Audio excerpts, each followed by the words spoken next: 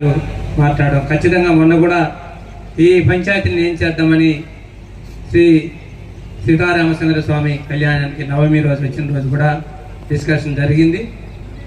ఖచ్చితంగా 5 పంచాయతీని తీసుకురావాలని మొన్న కూడా ఆంధ్రాలో ఉండి కూడా హాస్టల్స్ చాలా హాస్టల్ ఇక్కడ ఉండేవి. చాలా మంది పిల్లలు ఇక్కడ చదువుకున్న పిల్లలందరినీ కూడా అటుపక్క ప్రభుత్వం అన్నాడు తెలుగుదేశం ప్రభుత్వం 2015లోనే వాళ్ళని లోకలైజ్ చేసింది.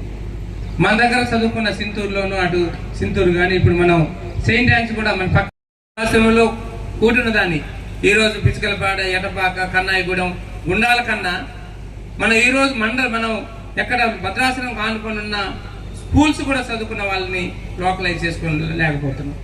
ఇప్పటికి మనం 12 సంవత్సరాల నుంచి 11 సంవత్సరాల నుంచి పోరాటం చేస్తూనే ఉన్నాం.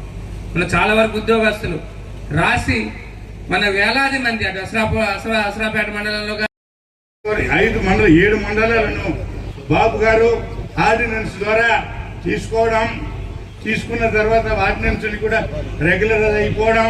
మరి ఈ ప్రాంతంలో ఉన్నటువంటి మన గిరిజనులు కానీ గిరిజన వారి ఎందుకంటే వారు అనర్గళంగా హిందీలో కానీ ఇంగ్లీషులో కానీ చమత్కారంగా మాట్లాడేటువంటి వ్యక్తిత్వం ఉన్నటువంటి మంచి మన రేణుకా చౌదరి గారి ప్రత్యేక శ్రద్ధ తీసుకుంటేనే మన ప్రాంతం ఇదంతా గిరిజన ప్రాంతం. మాకు ఉన్నటువంటి 7 మండలాలను మీరు తీసుకున్నారు, పర్వాలే, నేను కాదంటలే.